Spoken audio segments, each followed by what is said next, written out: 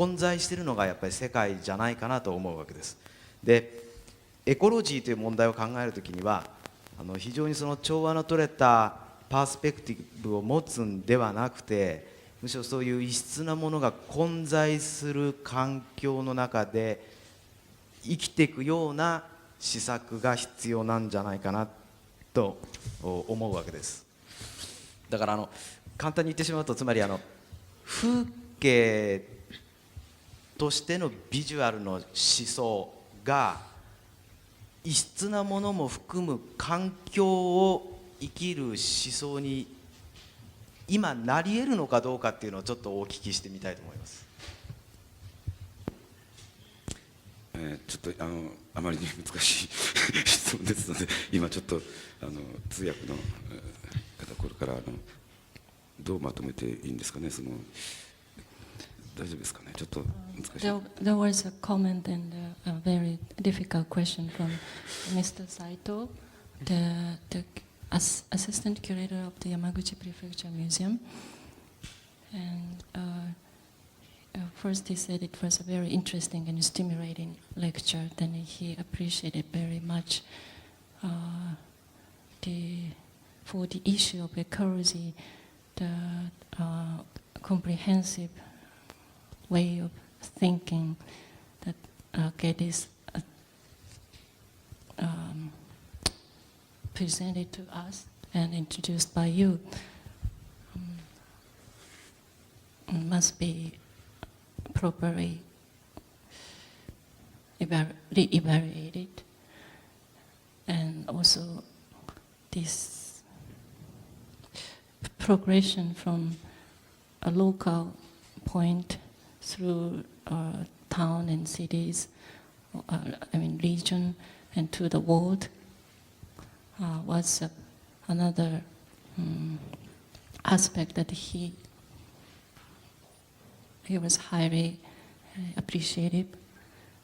But he also was wondering how you would think of the limits of the visual thinking, because you characterized Geddes as a visual thinker, particularly with an emphasis of the perspective. For instance, the Outlook Tower, or capturing a landscape in one perspective and in some harmonious picture, and which culminated in the notation of life.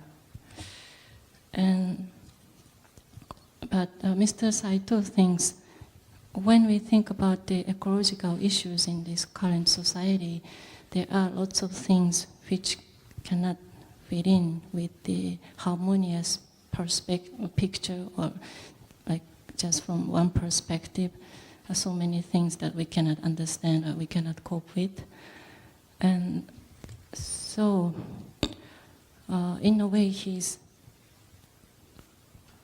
thinking maybe there is a difference between the vision or the visual as a landscape and the environment, which is a mixture of many different things. So if you have any comment. Thank you very much. That's a very interesting question. I think one of the key points is that for Geddes, the visual was a starting point, but it wasn't the finish point. It was where he began his thinking.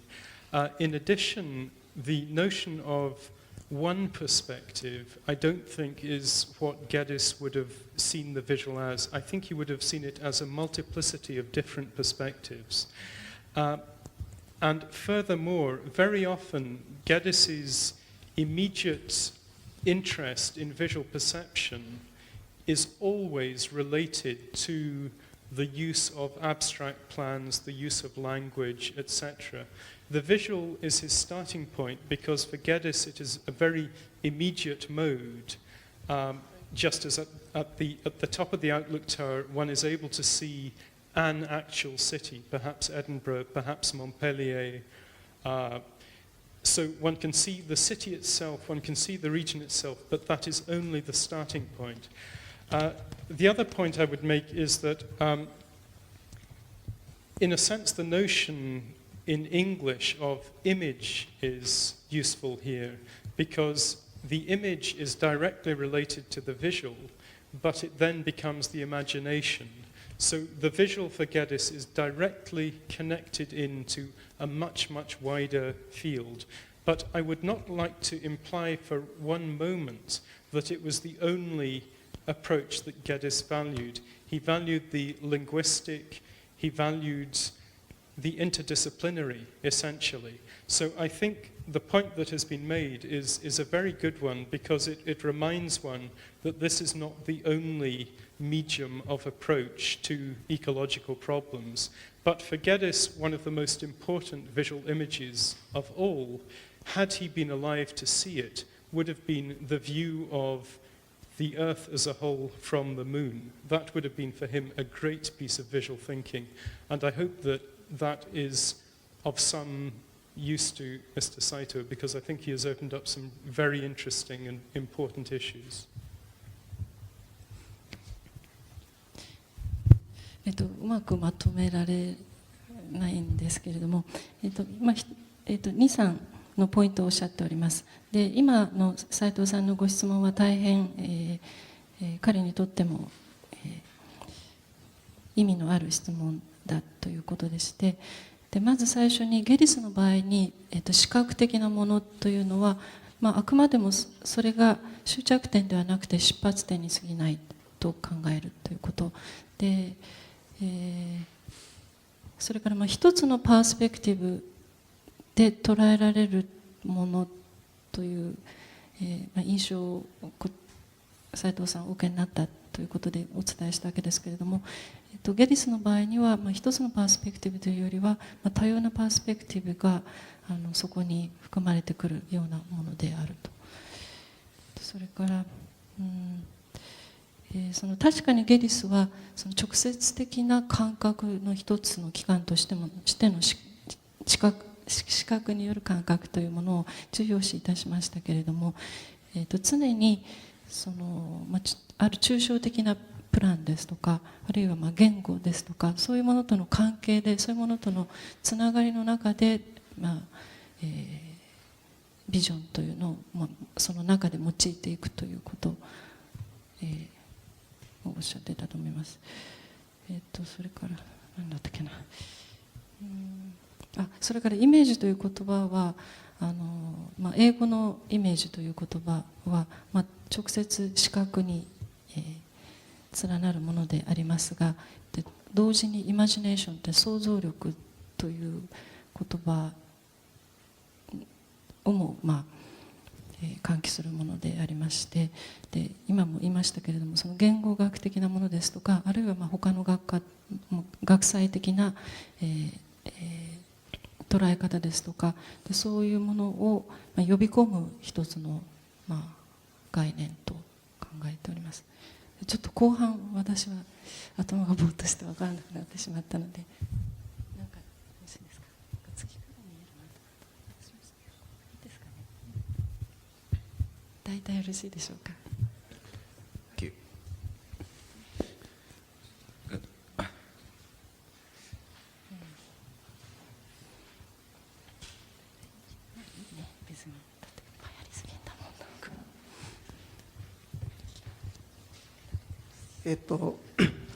山口県立の山口女子大から来ました片山と言います。大変刺激的な講演を聞かせていただいたと思います。ありがとうございました。ご存知もちろんご存知のようにデカルト以来っていいますか、その近代現代のその学術やあるいは科学、あるいはその社会を動かしているその論理の基本的な一番の原理っていうのはデカルト的な思考それは自己確証的なっていうのかセルフサーティフィケイティド・ティンキング、自己確証的な思考だと思うんですね。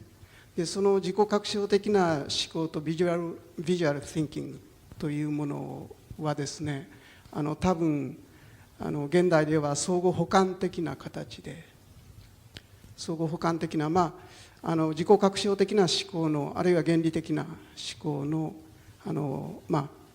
かなり曖昧な補完物でしかないのではないかと思われます。でそれは多分ビジュアル・シンキングっていうものが明確な原理を持っていない。したがって曖昧で人によって違うし、いろいろと多様なものになるのではないか。またそれがビジュアル・シンキングの特徴でもあるんでしょうが、そうであるがためになかなか原理にならない、社会の一つの普遍的な原理にならないという問題があるのではないか。したがってまた、ある周辺的な現代の文明のっていいますか、現代世界のいわゆる中心的ななんて言いますか、thinkingっていうか考え方になかなかなりにくいのではないかっていう問題があると思います。その辺についてどのようにお考えになるかお聞きしたいと思います。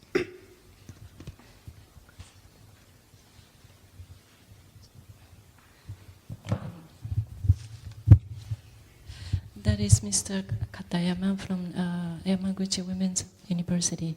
He also finds your lecture very stimulating intellectually. So he said, first, thank you very much. He thinks the visual thinking in a broad sense is something which complement to the Cartesian way of thinking, which he describes as a self-certificative thinking. This Cartesian thinking, this Cartesian way of thinking has been like a main driving force in terms of the modernization and those all logics throughout the modern sciences and technologies and so on. And although right now the meaning of the visual thinking, which compensates for the Cartesian way of thinking, the significance itself has been getting more and more recognized now. The visual thinking always is something kind of vague or obscure or without any principles. So represented by various people, by various ways.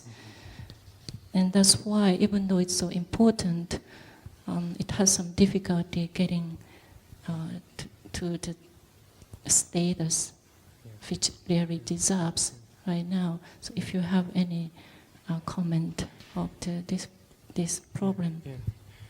My main comment would be that I agree with everything that has been said. I think it is it sums up the current situation very well, particularly in the West, but perhaps also in Japan. There has been a real problem with getting visual thinking properly recognized as what it is, which is a part of human life, since Descartes. I mean, Descartes is a very good point to start off with. In the Renaissance, the last great recognized visual thinking systems that one sees in the West are, for example, things like alchemy or the great geometers of the Italian Renaissance. And there is this difficulty. It is not really a recognized, we all know all about it because we do it all the time, but it is not a recognized method of thought within academia. It tends to be peripheralized, even though every subject area uses it. Precisely how this can be changed, or if it will be changed, I don't know. One pointer to the future is, I think, the increasing importance of computer graphics.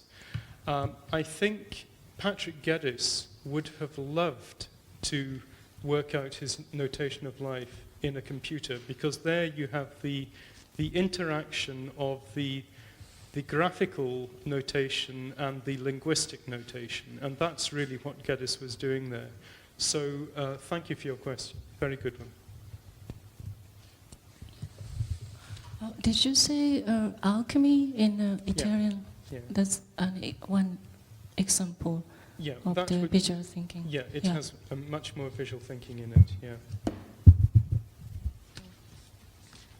全くご指摘の通りの問題があると思います。で、おっしゃっていることをすべて賛成というか同意いたしますけれども、特に今の社会ではこのことが大きな問題になってきていて、で西洋でも、おそらく日本でもそうだと思われますけれども、デカルトの名前をお出しになったのは全く適切なことだと思われます。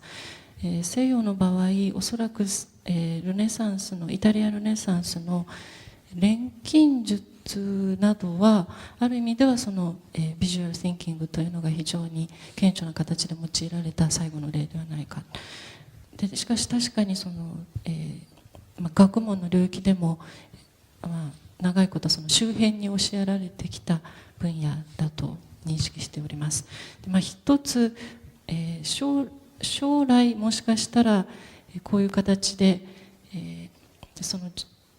視覚的思考の重要性がよりよく認識されるようになるのではないかと思う、ことの一つはコンピューターグラフィックの普及というか、使用によって、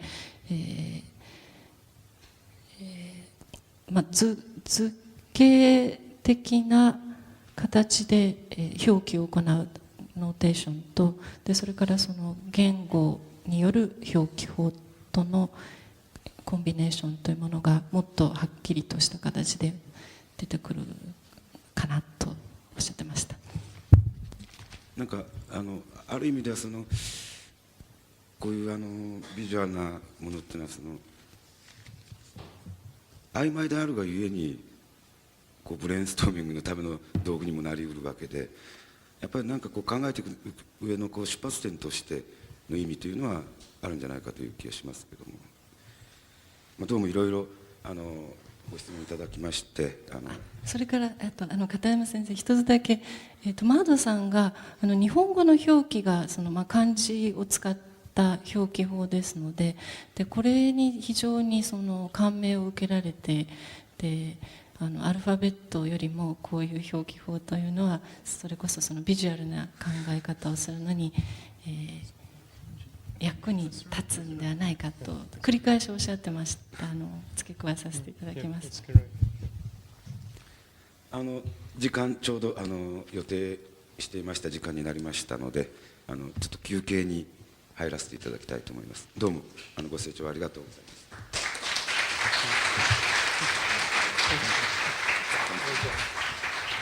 セッション2ではダンカン・マクミランさんによる緑のパイオニアパトリック・ゲデスと東洋思想と題して、講演していただきます。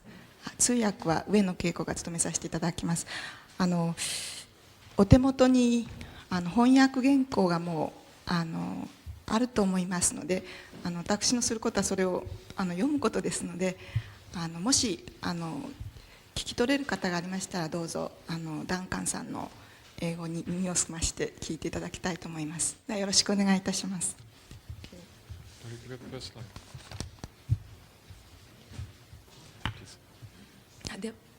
では照明を暗くしてください。First of all, may I say how very pleased I am to be here in Yamaguchi, and also how privileged I am that this is, in fact, my second visit to Yamaguchi this year. ここで講演できて光栄に思います。これは今年2回目の山口での講演ですので、とりわけ光栄に存じます。And here, to start, is a view once again of Edinburgh and of Geddes' headquarters of Ramsay Garden on the Castle Hill. キャッスルヒルにあるゲデスの本拠であったエディンバラにあるんですけど、エディンバラのキャッスルヒルにあるラムゼイガーデンです。Geddes said, "By leaves we live," and it's an aphorism for all ecology. Could I have the next slide, please? And there is the Ramsey Garden, a little closer. Could I have the next slide, please? By leaves we live, and here are leaves. I don't know if the internal rhyme in Geddes's aphorism can be rendered into Japanese, but it is typical of Geddes's way of speaking. To introduce him as an ecologist, which is my subject today, I will quote a passage where he sets this slogan in context. It's from a lecture that he gave on leaving his chair of botany at Dundee University. And I should say, perhaps, that in this lecture I've got a number of long quotations which I will not read in full in English, so Mrs. Ueno can read them to you in Japanese, otherwise we might run out of time. 時間の関係上、引用を英語では省略したり部分的に読んだりということがあります。それで日本語の方では全部読みますので、その点お汲みください。生い茂る葉によって我らは生きる。すべてのエコロジーのためにという題です。生い茂る葉によって我らは生きる。日本語にするのは難しいでしょうが、いかにもゲデスらしい言い方です。ここにその葉のスライドを出しています。エコロジストとしてのゲデスを紹介するには、このスローガンの出てくる講演を引用するのが良いでしょう。I quote Geddes. How many people think twice about a leaf, yet the leaf is the chief product and phenomenon of life. This is a green world with animals comparatively few and small and all dependent on the leaves. By leaves we live. Some people have strange ideas that they live by money. They think energy is generated by the circulation of coins, whereas the world is mainly a vast leaf colony growing and forming a leafy soil, not merely a mineral mass, and we live not by the jingling of our coins, but by the fullness of our harvests. ゲデスからの引用です。生い茂る葉について深く考える人は多くはない。だが、葉は生命の作り出した一番大きいものだ。この世界は緑の世界なのである。動物は植物に依存するちっぽけなものに過ぎない。生い茂る葉によって我々は生きているのである。なのに、お金によって人は生きるという奇妙な考えを持っている連中もいる。エネルギーは貨幣の循環によって生まれるとでも考えているのだろう。しかし事実は、この世界の大部分は植物の巨大な群生地であり、植物が成長してやがて土壌を形成するおかげで、この世界は命にあふれている。生命にあふれている。つまり、我々は貨幣の創造しい流通によってではなく、収穫の恵みによって生きているのだ。Geddes, of course, lived in the age of coal, and so it was natural for him to continue the progression of his thought as follows. Moreover, the leaves made the coal. Coal is but plant life fossilized, and hence the coal miners are the modern masters of energy. ゲデスの時代はまだ石炭の時代でした。彼はこう言います。植物は石炭も生み出した。石炭とは植物が化石化したもの。つまり植物のおかげで炭鉱夫は現代のエネルギーの主人でいられるわけだ。Could I have the next slide? Thus, typically, he takes an observation and develops it so that we see the interconnectedness of things, and above all, of man with nature, modern industrial man just as much and in the same ways as ancient man. For this is another of his themes. Modern man has lost sight of his relationship to nature, but it has never changed in its essentials.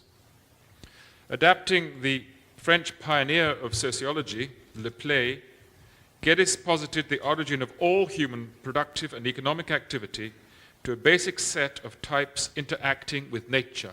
And you see them in this slide of the valley section, enumerated along the bottom. The miner, the woodsman, the hunter, the shepherd, the crofter or peasant, the farmer or gardener, the fisherman. Thus, he argues, modern economic man still remains just as much as he always was, part of what he calls the web of life. 具体的な例を挙げて物事の相互連関に目を向けさせるこのやり方はいかにもゲデスらしいやり方です。人間と自然の相互連関は今も太古の昔と少しも変わっていない。これもゲデスのテーマです。ゲデスはフランスの社会学の先駆者ルプレに倣ってこう考えます。人間の生産行動、経済行動も元はといえば皆甲府、木こり、狩人、羊飼い、農民、漁師といった人々、そこにそのバレーセクションの下に地域と対応する職業として描かれていますけれども、そういった人々と自然との間の相互作用から始まっている。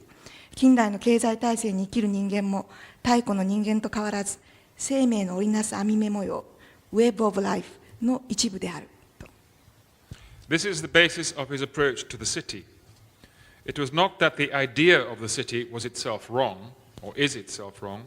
Like the coral reef to the polyp, a city could be a proper expression of human social organization.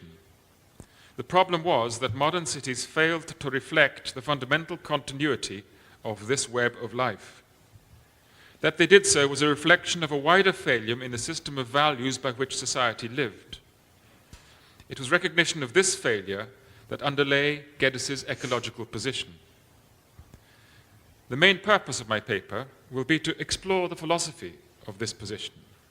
I believe it's necessary to understand it in order to understand the thinking that underlay Geddes' position as the father of modern urban design and as pioneer of ecology. ゲデスの都市論もこの考えです。都市そのものが誤りだというのではありません。サンゴ礁はイソギンチャクに必要である。それと同じように都市も人間の社会組織の正しい表現であり得るはずです。問題は近代の都市がこの生命の織りなす網目模様を引き継がなかった点にあります。都市の失敗は社会を支える価値体系の失敗を表します。この失敗の認識がゲデスのエコロジー的立場を決定的なものにしました。その根本にあるゲデスの哲学を考えること、これがこのレクチャーの狙いです。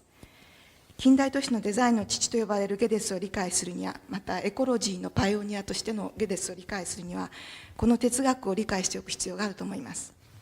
あると考えるからです。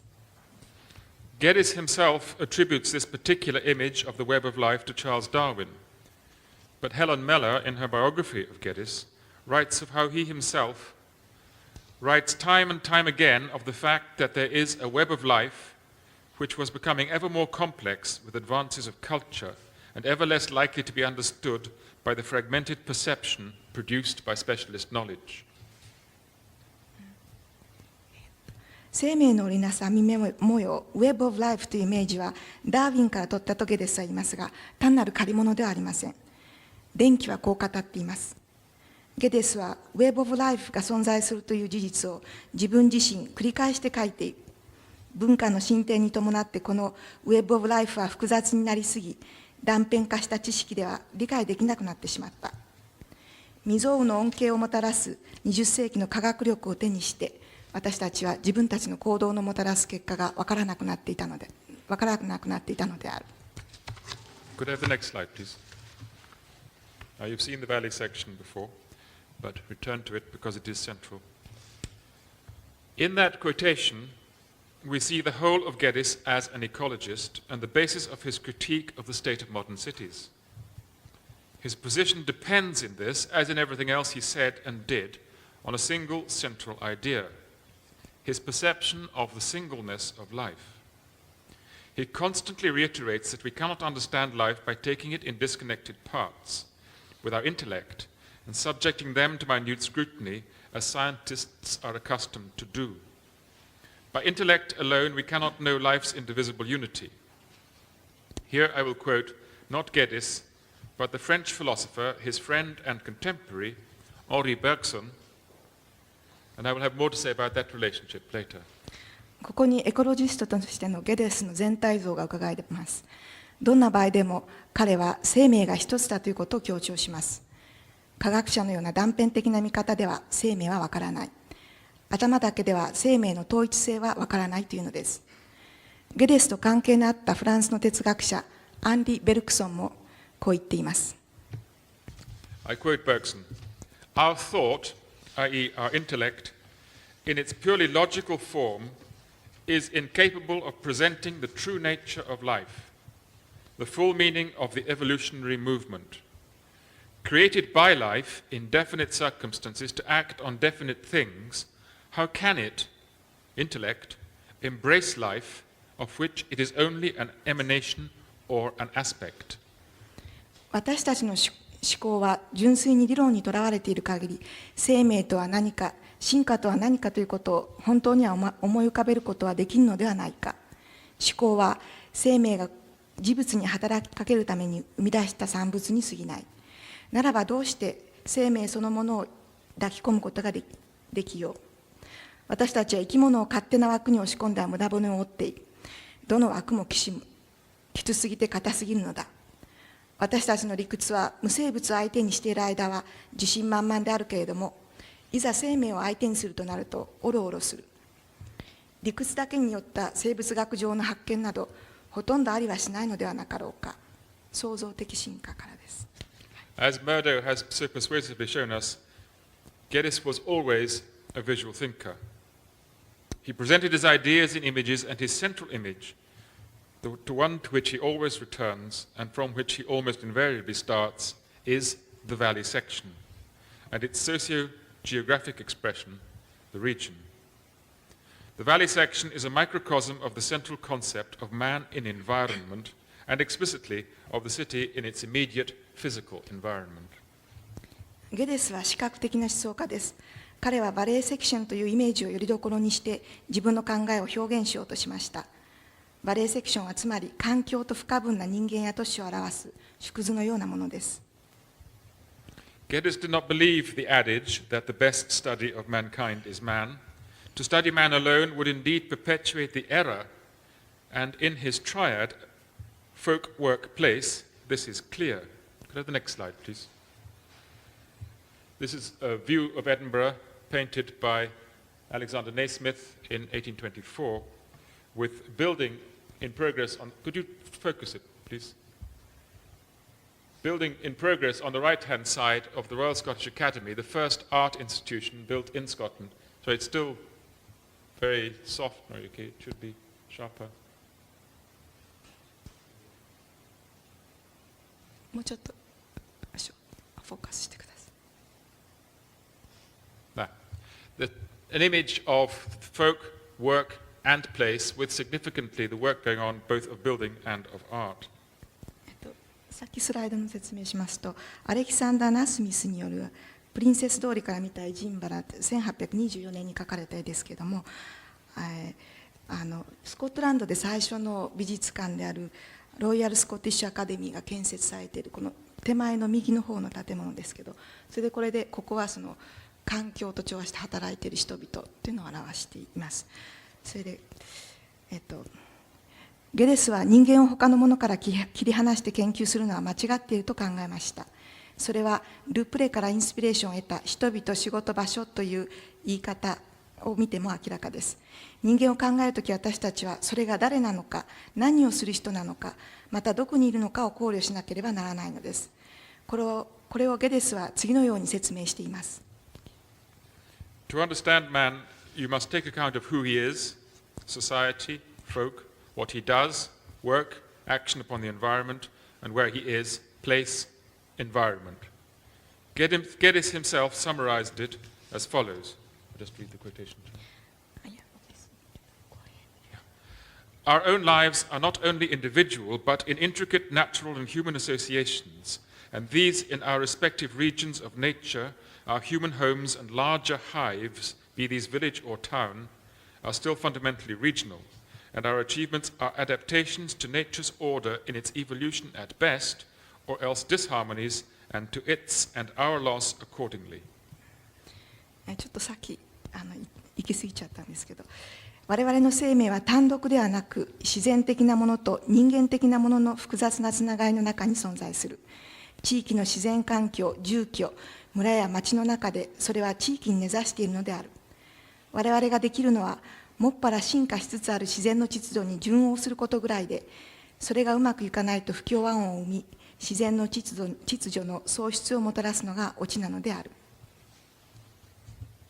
Here again you see the intimate interdependence of his ideas about the human created environment, village, town or city, and the wider environment that mankind shares with the rest of creation. As society, humanity is itself a compound organism, therefore. Could I have the next slide, please? And this is a view by the same painter of Edinburgh from a different viewpoint, looking back towards where the last picture was made. And this, whereas the previous picture was a city at work, this is the city enjoying its leisure. ナスミス、さっきと同じ画家ナスミスによって描かれた丘の上からカルトンの丘ですけれども、エジンバラを見た絵です。で、市民がここでは労働ではなくて楽しんでいる様を描いています。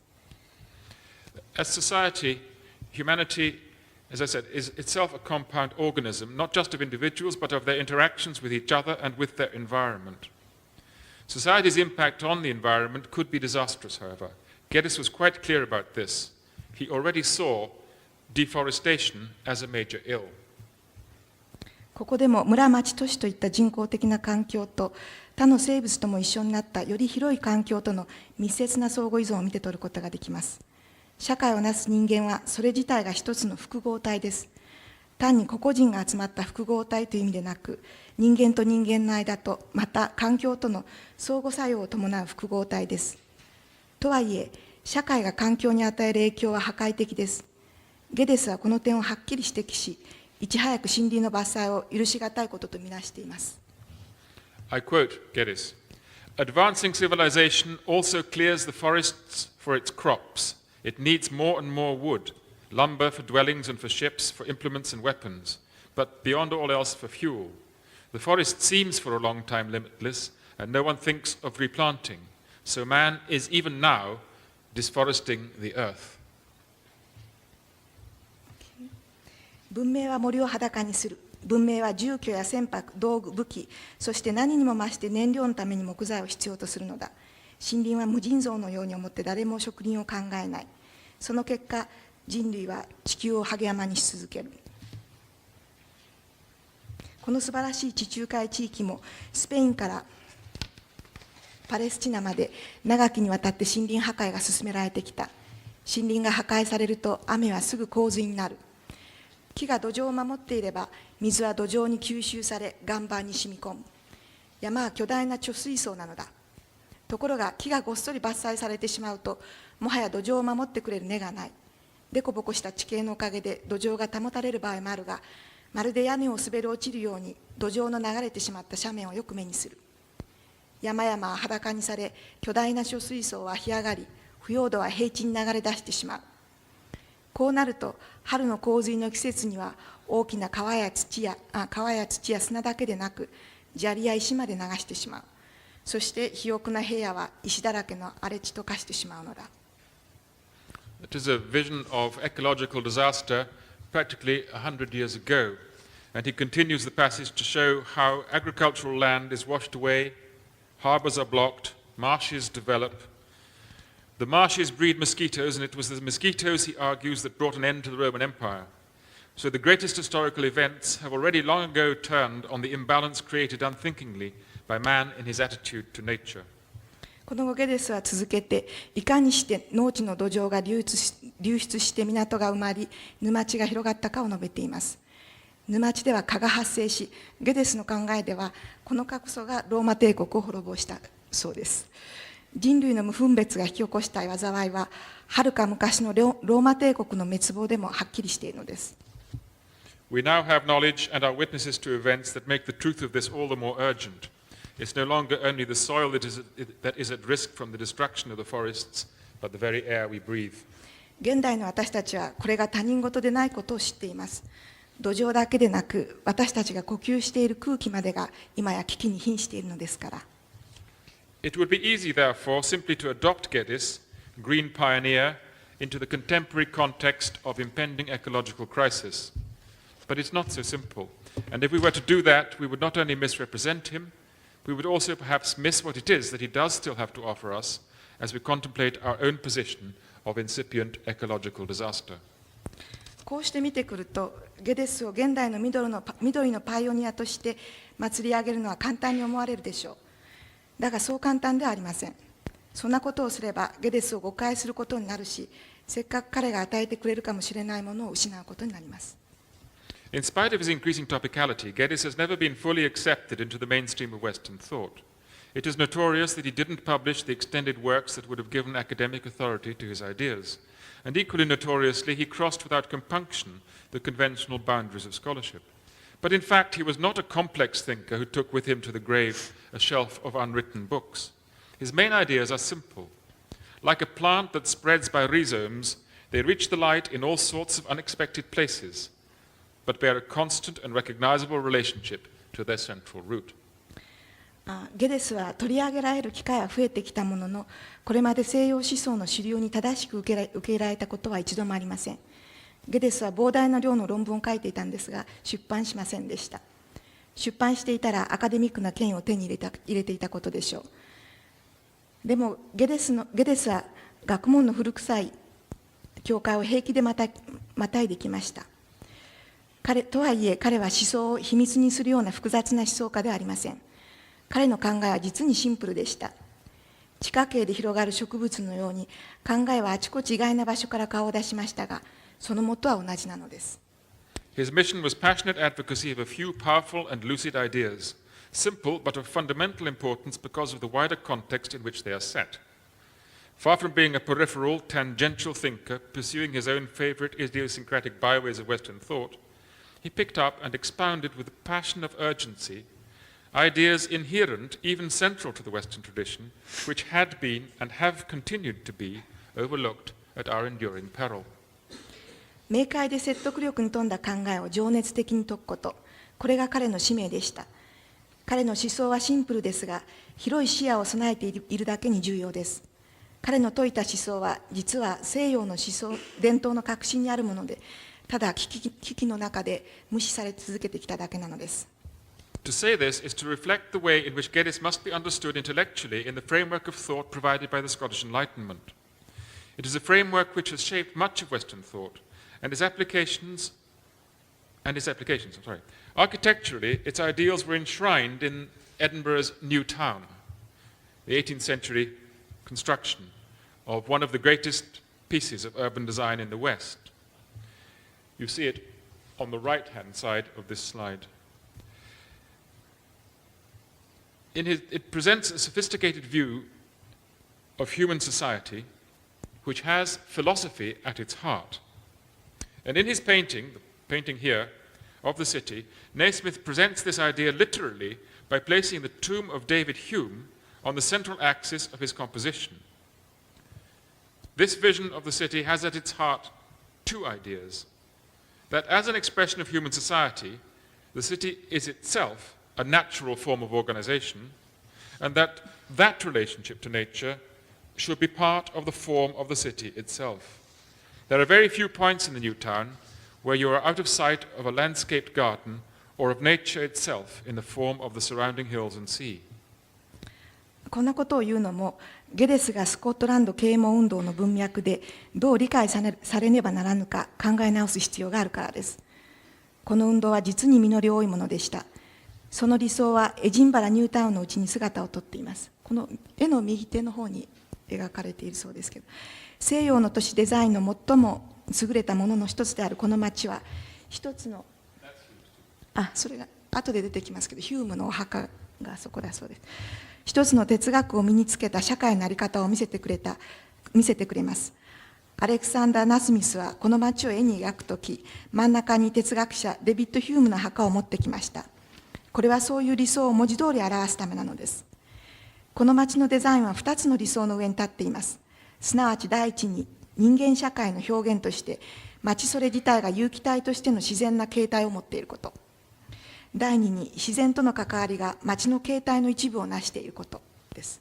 これです。実際この町を歩き回って庭園や周りの丘や海といった自然そのものが目に入らない場所はごくわずかしかありません。Geddes clearly saw that within a generation of the death of Hume, the ideals enshrined in the new town of Edinburgh had been fatally split into two opposing streams, the scientific and the artistic, or the objective and the subjective modes of knowledge. This split was a travesty for the three great philosophers of the Enlightenment, Hume, Adam Smith, and Thomas Reid, together had in fact laid the groundwork for a critique of Western dualism, the fundamental subject-object division which has shaped Western religion and all Western attitudes to the non-human world. William Blake, the great poet and painter, understood this very well. He was only following Hume when he challenged, as he did, the separation of reason and imagination, which he saw as the fatal error in the evolution of Western thought. He was only developing Adam Smith's idea that sympathy, and therefore imagination, is the basis of human society, when he proposed that this separation and the subsequent elevation of reason above imagination was the root of all evil. さて、ゲデスにははっきり分かっていました。ヒュームが死んでわずか1世代のうちに、この啓蒙、そのヒュームの理想というのはそのニュータウンに実現されているわけですけれども、この啓蒙運動は対立する2つの極に分裂してしまったということです。科学的な知と芸術的な知、あるいは客観的な知と主観的な知への分裂です。馬鹿げた分裂でした。なぜなら、啓蒙運動の三大哲学者、ヒューム、アダム・スミス、トーマス・リードの3人がしたことは、まさに主観と客観とを分けて考える西洋的な二元論を批判する仕事だったのですから。画家で詩人であるブレイクですけれども、ブレイクにもよく分かっていました。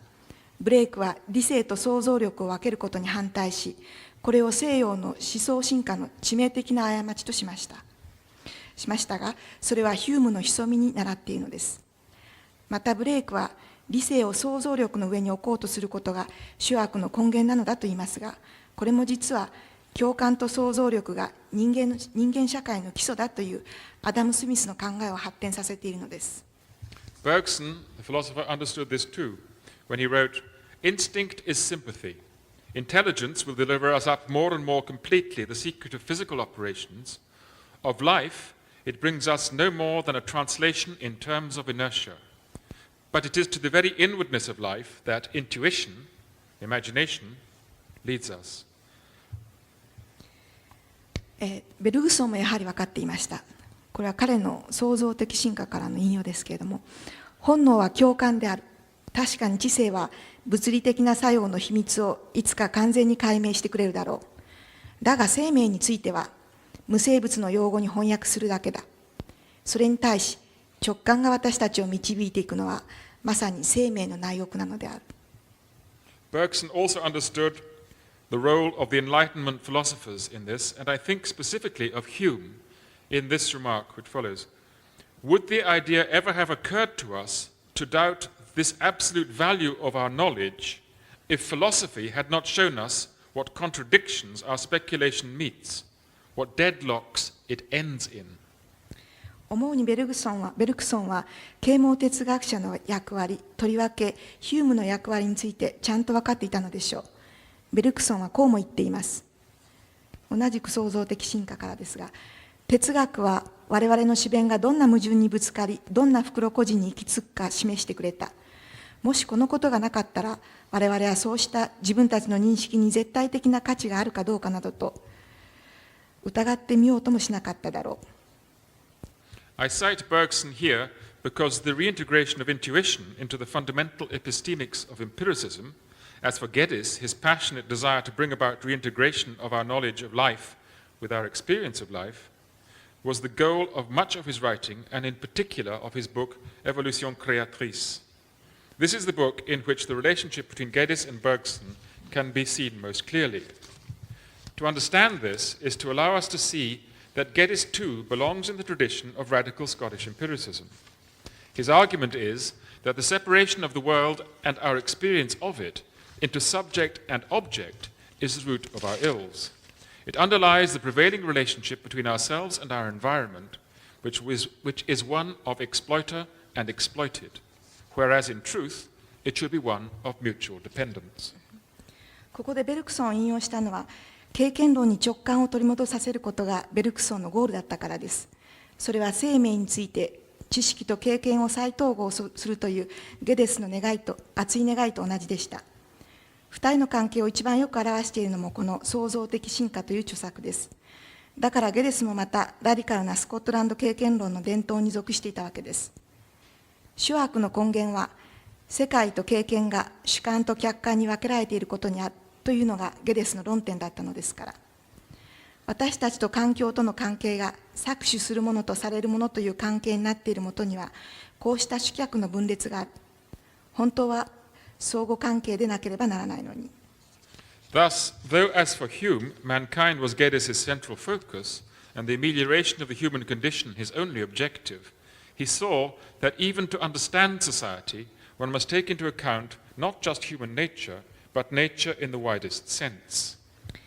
ヒューム同様、ゲデスにとっても人間が最大の関心事であり、人間の置かれた状況の改善が唯一の目的でした。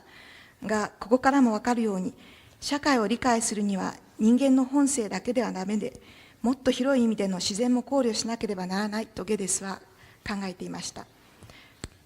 In the Sociology of Autumn, Geddes writes, "For it is the fundamental thesis of human evolution that the surroundings, the soil, the climate, and hence the seasons, determine all the primary forms of labor. This labor again determines the nature of the family, this the structure of the society, and all these the individual man in life and thought."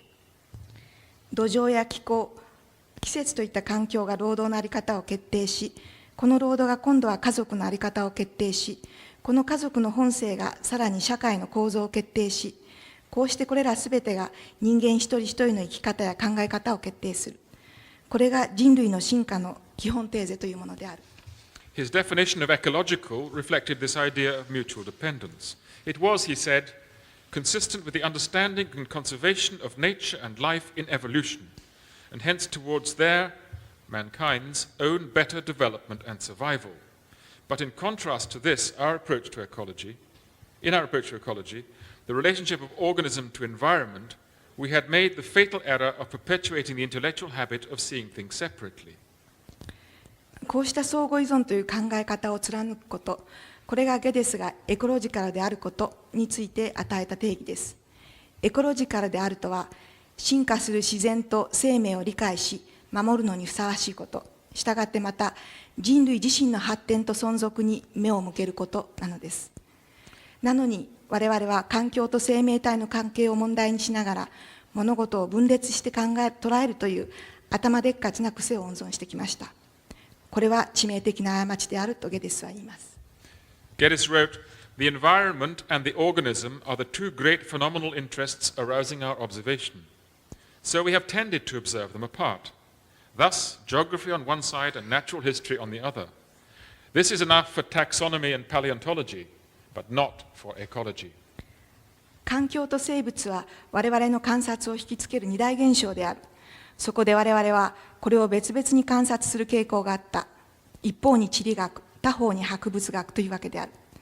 確かに分類学と古生物学ならそれで十分かもしれない。だがエコロジーには全く不十分である。Thus, because of his perception of the web of life and its indivisibility, Geddes recognized that the human condition could not be understood in isolation.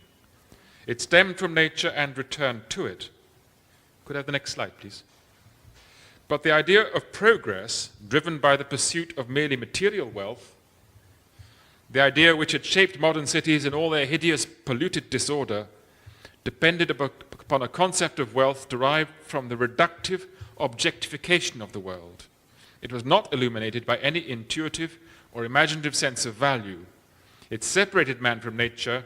It tore apart the fragile web of life. このように生命の織りなす網目模様に切れ目を入れることはできないとゲデスは見ていたので、人間の条件はそれだけ別個では理解できない。自然に由来し、自然に帰るはずだと考えました。ところが、物質的な豊かさばかり追い求め、環境破壊にまみれた近代都市の原動力となった進歩感は、世界を客体としてしか見ない富の考えに取りつかれていました。直感や想像力に根ざした価値観とは無縁でした。そういった進歩感が人間を自然から切り離し、生命の織りなす網目模様をズタズタに引き裂いたのです。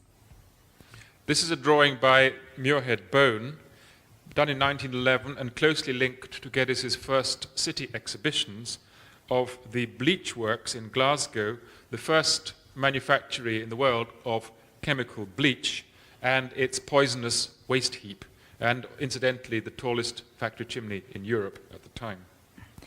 このスライドはマーヘッド・ボーンという人の1911年の絵なんですが、ゲデスの都市博っていうのと関連しているそうですが、グラスゴーの世界初のブリーチ、さらし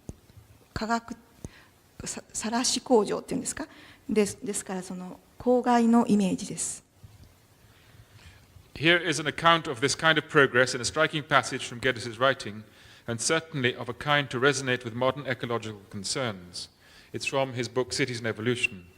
Our industrial age in its beginnings, and indeed too long in its continuance, turned upon getting up coal almost anyhow, to get up steam almost anyhow, to run machinery almost anyhow, to produce cheap products, to maintain too cheap people almost anyhow. For is it not the goal of a multitudinous population at too low standards of life, a soil too limited for agriculture, even where not bricked or ashed over, in short of mean and miserable cities, subsiding upon exhausted minds? ちょっと英語の引用は省略してあるんですが、日本語では全部いきます。我らの産業の時代は、進歩についてゲデスはすごいことを書いています。現代のエコロジカルな関心にもきっと通じ合うものがあるでしょう。進化する都市からの引用です。我らの産業の時代は始まって以来、全く無頓着に石炭を使ってきた。蒸気を作り、機械を動かし、低賃金労働者向けの安物を作り出すために。それによってさらに多くの石炭が、蒸気が、機械が、人々が全く無頓着に使われ、その結果を豊かさと人口の進歩と呼んでいるのだ。このような急速な人口増加や、それに伴う資源の急速な枯渇はもうたくさんだ。なぜなら、そんな進歩は生活苦にあえぐ多くの人々のゴールではないからである。人々には十分な農地も舗装された道路もなく、掘り尽くされた炭鉱に惨めな町は陥没していく。Thus, this kind of progress is pregnant with the seeds of its own destruction. Optimistically, however, Geddes argued that we were approaching the end of a period dominated by this reductive vision. I wish it had been true. He believed mankind was going through a period that he called the Paleotechnic Age, the age of the Industrial Revolution, where these gifts were exploited in the form of technology driven by the short-sighted pursuit of the illusion of wealth. このような進歩は自身の滅亡をはらんでいます。もっともゲデスは楽観的でした。こんな進歩感が猛威を振るう時代は終わりに近づきつつあると論じたのです。彼はこの物質的な豊かさに目がくらんで、目先のことしか考えず、自然を搾取することしか知らない産業革命の時代を、旧技術の時代、さっきのではちょっと違う役を与えていらしたと思うんです。セッション1では違うかったんですけど、旧技術の時代と呼び、人類はきっとそこを抜け出るだろうと信じました。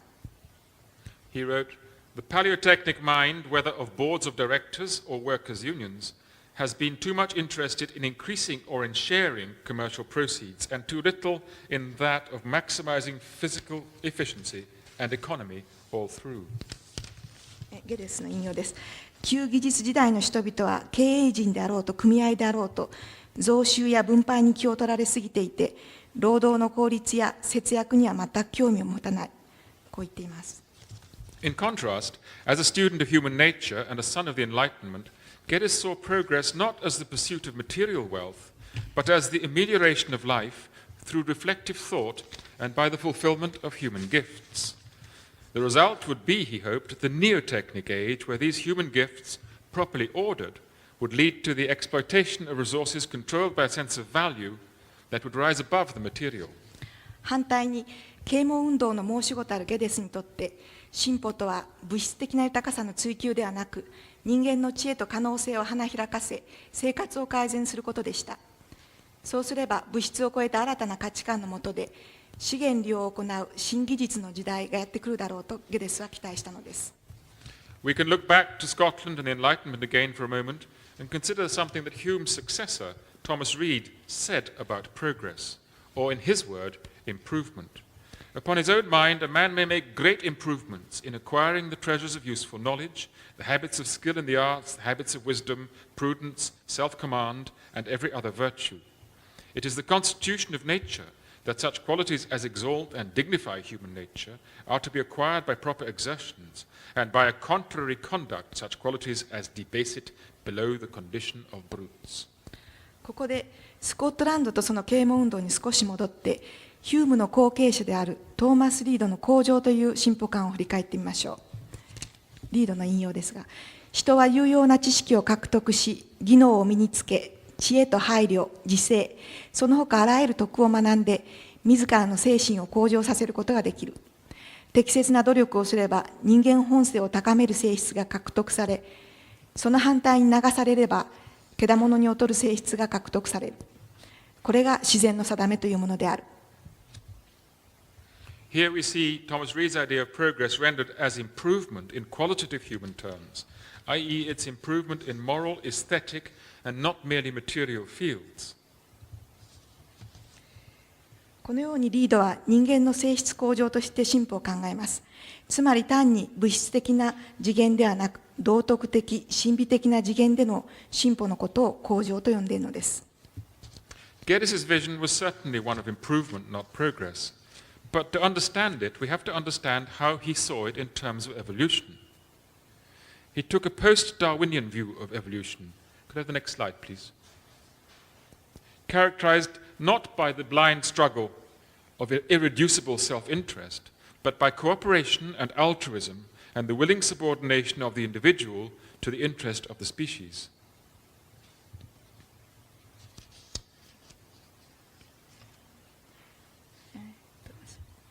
ゲデスのビジョンは向上のビジョンであって進歩の、ビジョンではありません。これは確かですが、それを彼が進歩という観点からどう捉えていたか押さえておかねばなりません。彼の念頭にあったのはダーウィン以降の進化論です。つまり進化の原動力は利己主義的な個体同士の盲目的な闘争ではない、個体同士の共同並びに種の利益への献身がその原動力だという考えです。This is a painting by Cecil Walton, a woman artist, of herself. It's a self-portrait of her with her baby child in her arms. She's an artist who's close to Geddes' circle, and it's an image which relates very closely, in my mind, to what Geddes himself wrote about evolution, which I shall quote in a moment. これはセシル・ウォルトンという人の赤ん坊を抱いた自画像だそうです。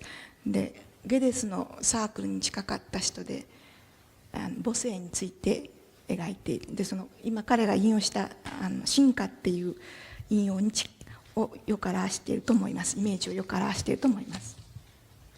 This is a quotation from Geddes writing on evolution. The self-interest in which the utilitarian economists found the all-sufficient spring of action, and which naturalists too long and too uncritically adopted, turns out to be the enlightened family interest, species interest. The ideal of evolution is thus no gladiator's show, but an Eden. Although competition can never be wholly eliminated, it is much for our pure natural history to see no longer struggle, but love as creation's final law. ここもちょっと長いので英語では省略して読んでらっしゃいます。功利主義の経済学者は人は皆自己利益で動いているとする。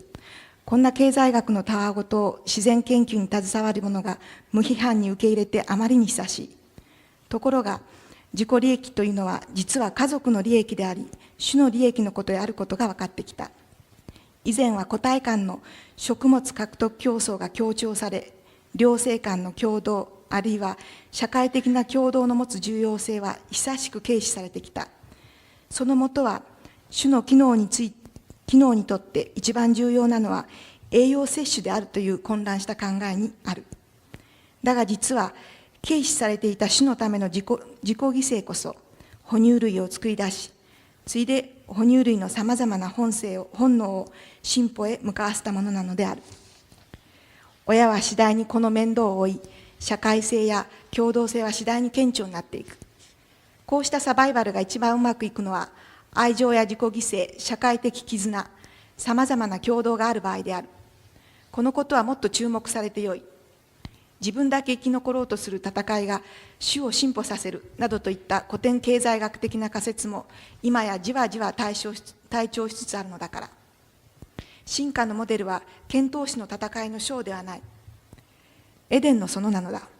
だからもちろん競争が完全なくなることはあるまい。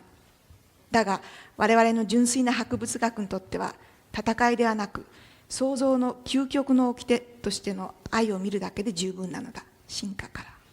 Could I have the next slide, please? This is a painting by the Scottish artist John Duncan Ferguson, painted at just the moment that Geddes wrote those words.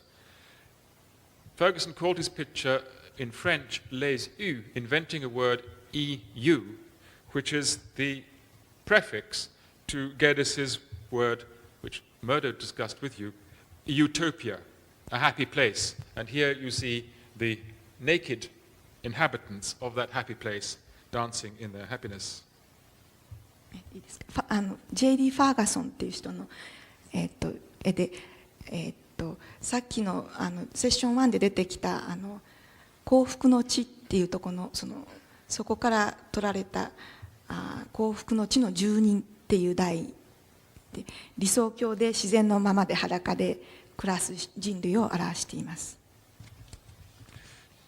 Geddes's vision of evolution ending in not utopia, no place, but of utopia, happy place, the ideal city, is an exalted one, achieved in harmony with nature, as you can see, not by separation from her, even in this case by wearing clothes. It is notable too that Geddes uses evolution here to provide a critique of utilitarian materialism. Could I have the next slide, please? Even war, in Geddes's view, is but a generalizing of the current theory of competition as the essential factor for the progress of life. これは進化の行き着く美しいビジョンです。しかしそれはどこにもないユートピアとしてではなく、存在する幸福の地、自然から切り離されず、自然との調和のうちに作られた理想の街としてのビジョンでした。ゲデスがここで進化を功利主義的唯物論の批判に用いているのは面白いと思います。戦争ですら流行の競争理論の結果なんだとゲデスは批判しました。This is a drawing by Muirhead Bone again in 1916 of the Western Front in the First World War, and it shows death and destruction as the end of life governed by competition. これは、ムイルヘッド・ボーンさっきも出てきた画家ですが、1916年の第一次世界大戦における西部戦線での戦い、死と環境の破壊を表しています。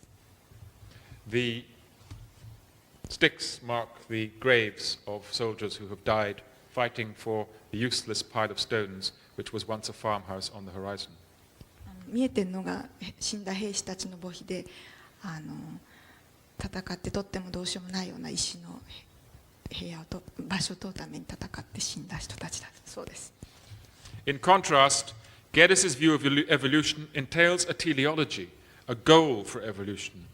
This, he says, entails a shift from that subtlest arrest of evolution, which you once thought as well as called the commonplace, to the growth in activity and variety of sensory and psychic life, the growth of original and productive power in discoverer, painter, and poet. Could I have the next slide, please? ゲデスのこの進化のビジョンには目的とゴールがあります。このことは、引用ですけれども、我々が当たり前のように考えてきた進化のずる賢い罠から抜け出し、躍動的で感受性豊かで精神的な生命の成長、すなわち発見し、絵を描き、詩を作るといった根源的で生産的な力の成長へと目を転じることを意味する。こうゲデスは言っています。This is a painting by the woman painter Phoebe Traquair, whom Geddes encouraged. It was painted more than 100 years ago. It's a wall painting in a song school in Edinburgh, and it shows a vision of society united in harmony by this kind of creative activity, in this case, music. フィービー・トランクエアっていう人のサンマリーの聖歌隊学校っていうんですか、そこの壁画です。で、女性画家だったそうです。で、この場合は音楽に促されて歌を歌って調和のある社会のビジョンを示しています。Writing about Geddes, Gordon Campbell summarizes this view. Production is an aesthetic activity, not merely an economic one. We select desires and products that lead to a higher evolutionary state because they demand mental and moral improvement. Evolution, in short, in Geddes' view, based not on economics, seen as the provision of basic material needs, but on the continuing development of neural activity. ゴードン・キャンベルはこれを次のように要約しています。生産は単なる経済活動ではなく美的活動である。我々は工事の進化段階へと押し上げるものを選ぶ。そうすることで精神的かつ道徳的な向上が要求されるからだ。進化の基盤は最低限の物質的必要を満たす経済ではなく、神経活動の絶え間ない進展なのである。Here we see again clearly the Enlightenment ideal of improvement, but it is given a quite specific form by the introduction of the aesthetic as the category of the highest human good, and therefore as the goal of human evolution. Naturally, this should be the driving force in architecture as the enabling expression of these highest human needs. Could I have the next slide, please? ここにも向上という啓蒙運動の理想があるのがはっきりわかります。ただ特徴的なのは、人間の最高善と人間進化のゴールとして美的なものを持ってきていることです。このことは当然、建築学をそうした工事の人間的ニーズの表現媒体にまで押し上げる力となるはずです。This is another drawing by Muirhead Bone of Glasgow showing construction and destruction in the process of development of modern city. ムイヘッド・ボーンのグラスゴーの建築現場です。And I'll now read a short passage from Geddes about architecture. For we are dreaming of a secret of transmutation, that of disease into higher health, of baseness into generosity, of lust into love, of stupor into lucidity, mania into vision. The task begins with the humblest drudgery, the scavenging of dirt, the disposal of manure, as you see here. Go to the next slide, please. Soon, however, they will grapple with the central and supreme art possible to mortals, the very mystery of masonry itself, which has its beginnings in the anxiety of calculation and the perplexities of plan, in the chaotic heaps of quarry, in the deep and toilsome labor, the uncouth massiveness of the foundations, yet steadily rises to shelter and sacredness of hearth, to gloom of tower and glory of pinnacle, to leap of arch and float of dome. With this renewal of environment, there arises a corresponding renewal of economic and moral function. 我々が夢見ているのは変貌の秘密である。病気は健康に、利己心は寛大さに変貌し、肉欲は愛に、愚鈍は洞察力に、変質狂はビジョンに変貌する。仕事はまずは掃除や汚物処理といった卑しい労働から始まる。しかしすぐに人間の最高の芸術に取り組むことになる。それは萎縮の秘密である。萎縮の仕事も初めは不安に満ちて図面を引いていく。あるのは石切り場のカオスと辛い労働、何もない土台だけだ。しかし仕事は着実に変貌していく。次には屋根や炉、草原な線とアーチやドームに取り組んでいくのである。こうして環境を作り変えていくにつれて、経済と道徳の機能も変貌していく。This is a detail of the painting by Alexander Naismith of building the Royal Scottish Academy. これ先ほど見せましたナスミスの美術館を建てているところの細部です。In that passage which we just read, Geddes' style reveals that his immediate access to such ideas was through John Ruskin, who had a profound effect on him. Go to the next slide, please. You see Ruskin in this, the second half of the painting by Phoebe Duquet, which I showed you a moment ago. He's just in the center under the ventilator. ラスキンが描かれているんですけど、その中央の空気抜きの下にいるのがラスキンです。He has a little beard. ひげのある人。Ruskin explored this moral vision of architecture in his book, The Seven Lamps of Architecture, and later he summarized it by saying, "The book I called The Seven Lamps was to show that certain right states of temper and moral feeling where the magic powers by which all good architecture, without exception, has been produced. この文章の調子からゲデスがラスキンの思想の影響を強く受けていたことが察せられます。ラスキンは建築学の7つの明かりの中で建築学の道徳的なビジョンを探求しています。それをラスキンは後にこう要約しています。7つの明かりで言いたかったのは、どんな良い建築もある種の真っ当な精神状態と道徳的な感情が魔法の力となって作り出したものだということである。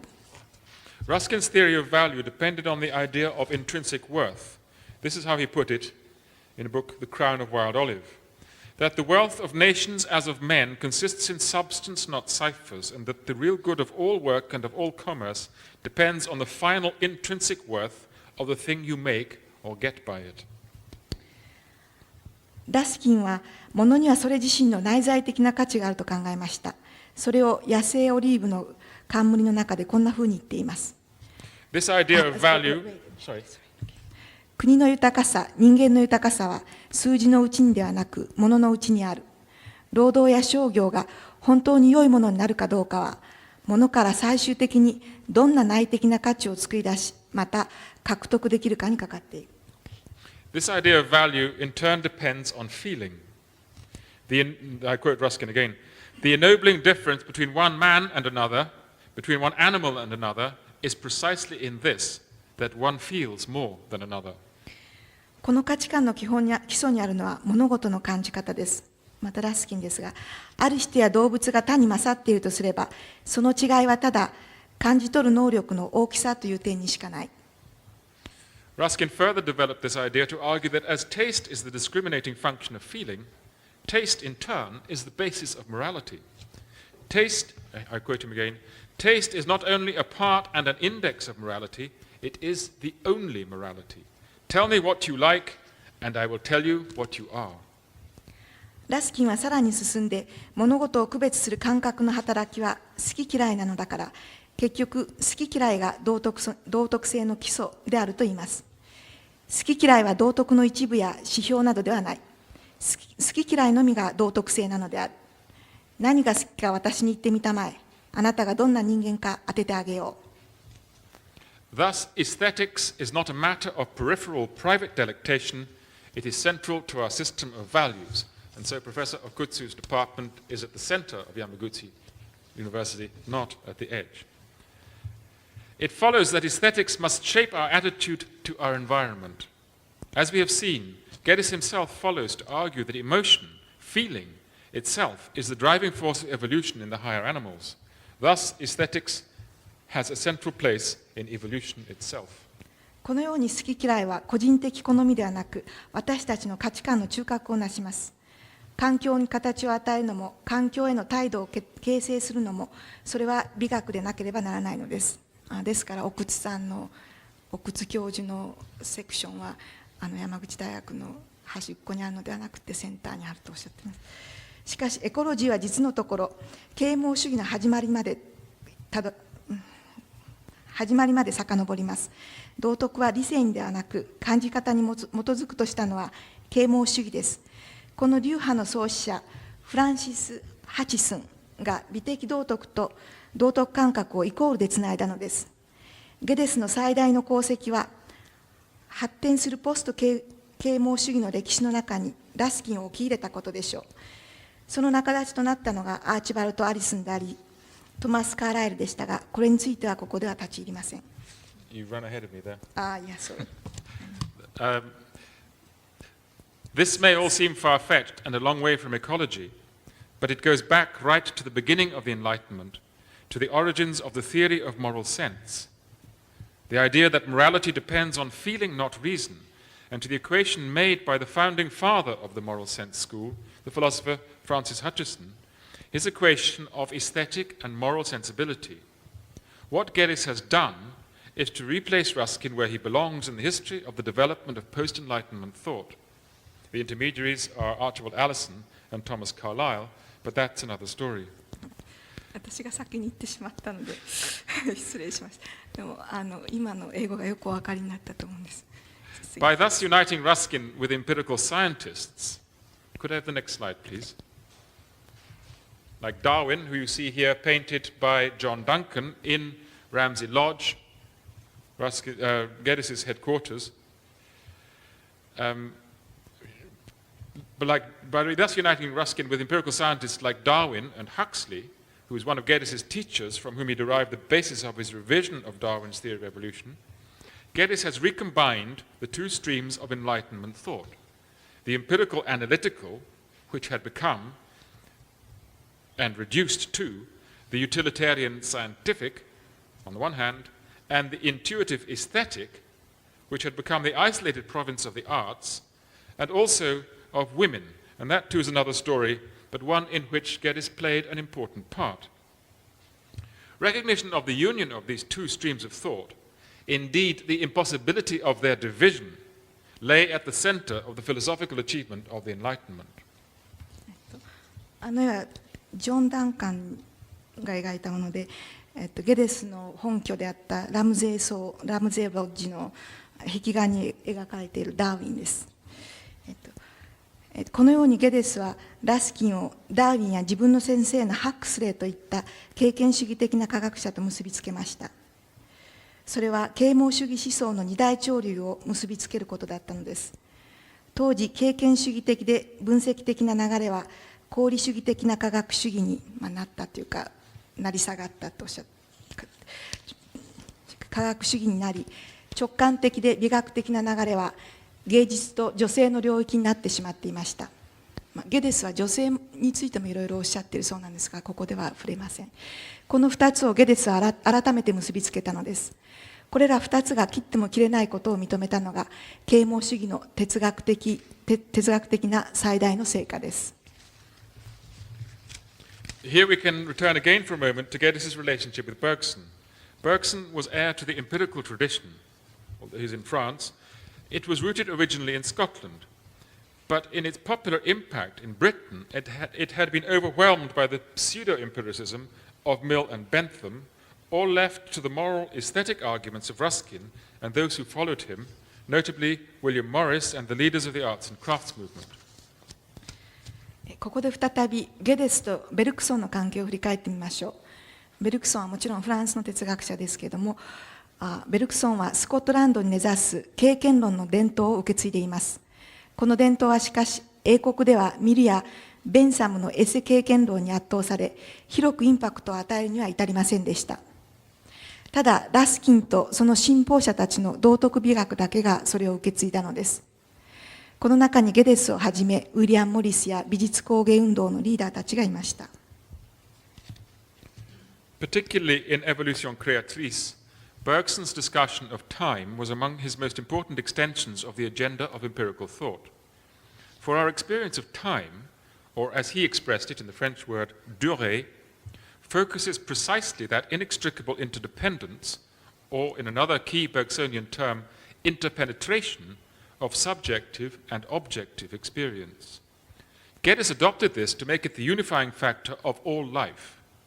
It is the experience we share with all the animate kingdom, animal and vegetable, from the simplest single-celled creatures in the whole rising chain of complexity. Thus, Geddes uses it to explain and justify the idea on which his whole intellectual and imaginative achievement is based, the analogy between biology and sociology. さて、ベルクソンですが、その創造的進化、著作ですが、の時間の考え方は、経験論の思想課題を展開したものとして大変重要です。私たちの時間経験をベルクソンは持続と呼びます。大事なのは主観的な経験と客観的な経験は分けられないこと。ベルクソン流に言えば主観的経験と客観的経験の相互浸透ということです。ゲデスはこの相互浸透という考えをどんな生命も元は一つだということの例えに使いました。生命は単細胞生物から次第に複雑な生物へと広がる動植物の王国を成している。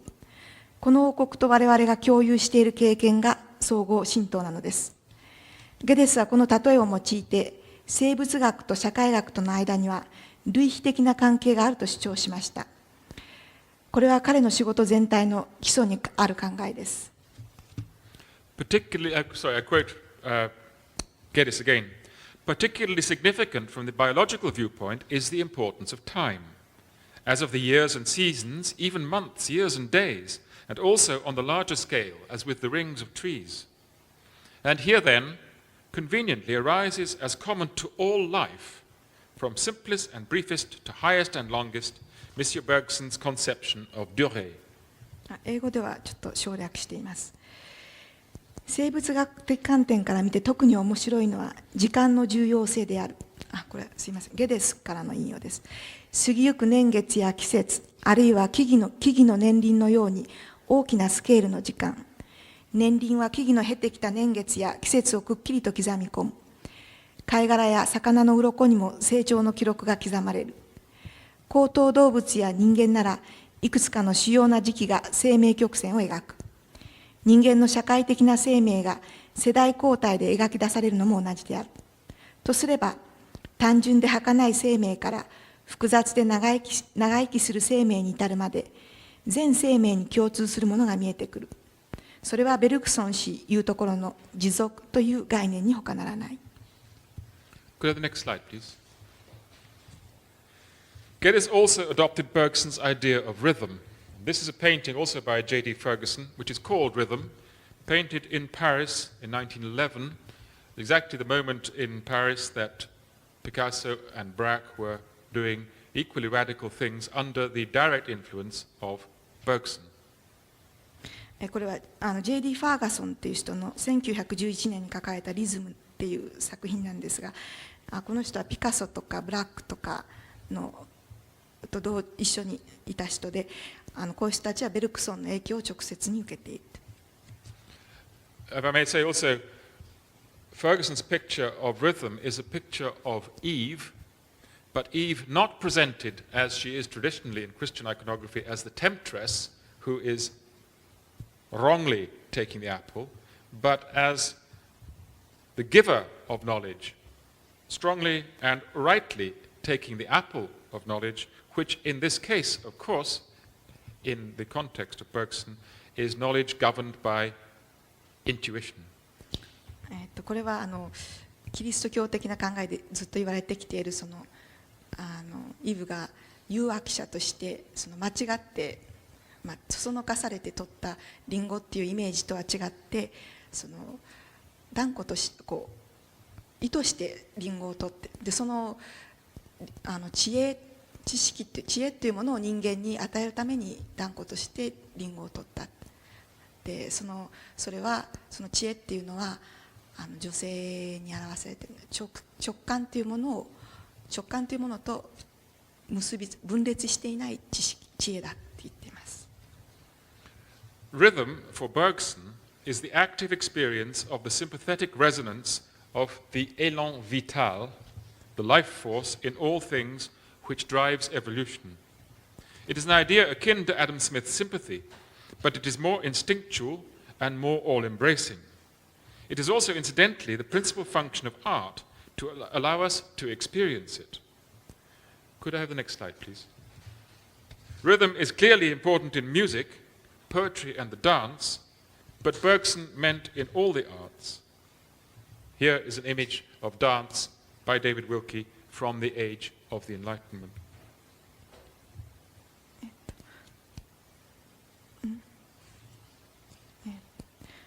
これはデビッド・ウィルキンっていう人のNo, this is, yeah, that's right. ペニーウェディングってお金を貧しい人がペニーを持ち寄ってする婚礼っていう意味だそうですけれども、そのダンスのイメージで調和を表すものとしてのダンスを描いた絵です。ゲデスはまたベルクソンのリズムという考え方も取り入れます。リズムとは万物の持っているエランビタル、すなわち進化を促す生命力が共感し合って響き合う経験を指しました。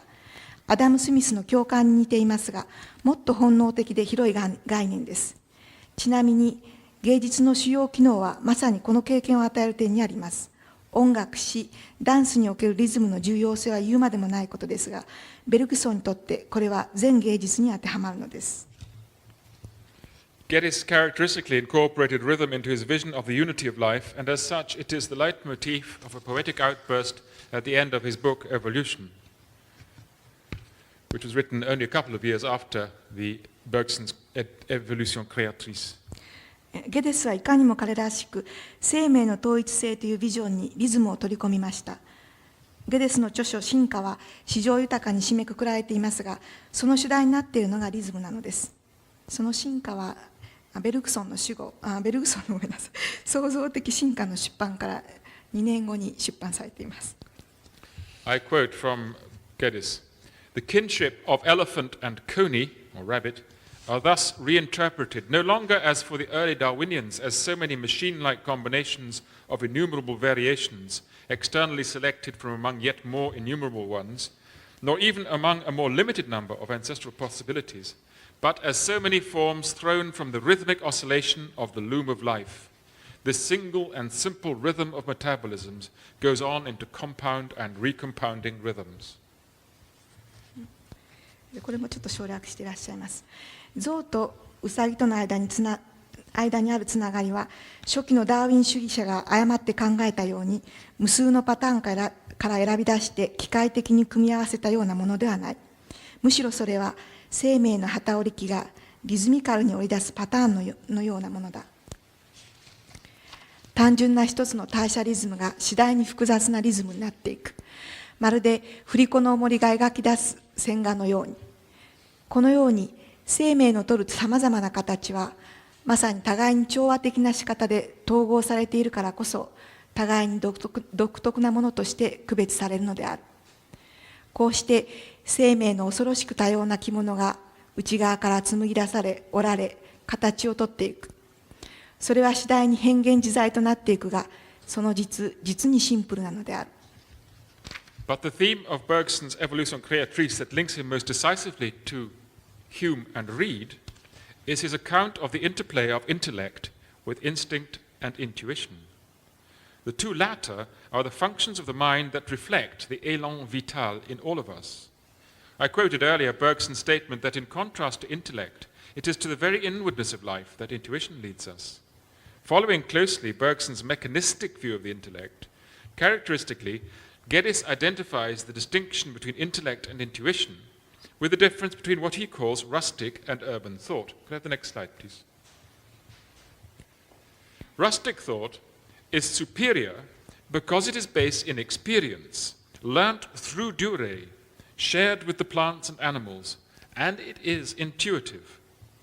It was a reflection of this idea that Geddes was a pioneer in the promotion of nature study in schools, and as a practical step towards bringing nature to the city, he not only worked to create gardens in the old city of Edinburgh, echoing those of the new city, he even took a hand in designing Edinburgh Zoo. しかしベルグソンとヒュームやリードとのつながりを一番よく表しているのは、創造的進化が知性と直感の間の相互作用を説明している箇所でしょう。この直感ないし本能は私たちのエランビタルを反映する精神の働きのことです。先に引用したように、知性と違って直感は生命の内奥へと我々を導くのです。ゲデスはベルクソンの機械論的な知性論を踏襲します。そして彼らしく五性と直感の区別を彼の言う田舎の思想と都会の思想の違いに当てはめます。田舎の思想の方が優れているとされますが、それは動植物と共有する持続を通して得られた経験にそれが根ざしており、その意味で直感的だからです。こうした理想のためでしょう。ゲデスは町に自然を取り入れる第一歩として、学校での自然研究を最初に奨励しました。エジンバラの旧市街にニュータウン同様の庭園を作り、エジンバラ動物園の設計にも加わっています。This is another piece of stained glass from the Outlook Tower of the shepherd. And the shepherd was traditionally, or it was the shepherd who traditionally had time and was the originator of the arts of poetry and music. ステンドグラスに描かれた羊飼いですけれども、羊飼いというのはいろんな芸術的インスピレーションを与えたものだとおっしゃっています。It is here, though, in this discussion of Bergson, that finally, in concluding this discussion, we can see a direct link between Geddes' frame of reference and his driving ideas and the tradition here in Japan. First of all, Geddes' idea of rustic wisdom is akin to the Zen tradition of the simplicity of wisdom based on intuition and the subordination of the intellect and ego to the experience of pure durée in contemplation, and of course in contemplation of the union between oneself and the life one shares with other created beings. ここでやっとゲデスの考えと日本の伝統との関連を見て取ることができます。そこまで来ました。ゲデスの言う田舎の知恵はシンプルな英知という禅の伝統と近しい。禅の英知もまた直感に基づき、黙想における純粋持続の経験に知性や自我を服させるからです。Consistently with this, throughout his life, Geddes argued that learning that neglects the experiential and intuitive is dead and dangerous. He contrasted the biologist, the professor of life, with the necrologist, a word which he invented, the professor of death. And he used the image of Robert Louis Stevenson's Dr. Jekyll and Mr. Hyde to drive home the danger of this split. A specialist is a mere slave of the intellectual division of labor, he wrote. これと相まってゲデスは経験と直感をないがしろにした勉強というものは命もなく危険なものだと一貫して主張しました。ジキルとハイドのように生命の教授たる生物学者の裏に死の教授たる死物学者ネクロロジスト、これはゲデスの造語だそうですけれどもがいるとしてこの分裂の危機を訴えました。Go to the next slide, please. In contrast to the blinding analysis of detail by the specialist, Geddes wrote, the Outlook Tower again, there is a larger view of nature and life, a rebuilding of analyses into synthesis, an integration of many solitary experiences into a larger experience, an exchange of the narrow window of individual outlook for the open tower which overlooks college and city. ちょっとさっき抜かしちゃったんですけど、さっきのこの分裂の危機を訴えるっていうところで専門家とは労働の知的部門の奴隷に過ぎないってそういう言い方をしています。分裂しか見ない断片しか見ない分析と反対に自然と生命のもっと大きな見方が存在する。すなわち分析を統合へと組み直すこと、個別の経験をより大きな経験へ統合すること、一人一人が狭い窓から覗く代わりに大学や町を見下ろす見晴らし台、アウトルックタワーですけど、そういう見晴らし台から見渡すこと。This slide should be sharp.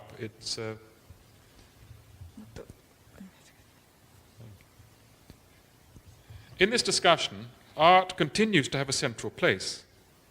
It is, by Geddes' definition, the measure of human progress, uniting intellect and imagination as an expression of feeling.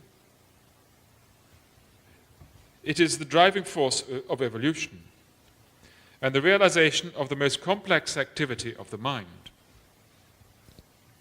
Art is central to Geddes' vision of progress as improvement. Public art, too, had a role to play in the expression of these ideals by a community, while at the same time endorsing its own particular sense of self-awareness. こうした議論でも中心にあるのはやはり芸術です。芸術が人類の進歩を図るのです。感覚表現として知性と想像力を結ぶ芸術。それ自身、進化の推進力であり、心の最も複雑な働きの実現としての芸術。芸術こそ向上として進歩を見るゲデスの見方の核心なのです。こういった考えをコミュニティが表現するために公共芸術もまた一役買ったのでした。それは同時にコミュニティ自身が自分自身に気づく機会を与えたのです。The place of art in ecology lies here, because if we follow Geddes, the imbalance of our relationship to the environment springs from the subordination of intuitive to intellectual knowledge, and correspondingly from the dissociation of subjective and objective. 芸術がエコロジーに果たす役割もここにあります。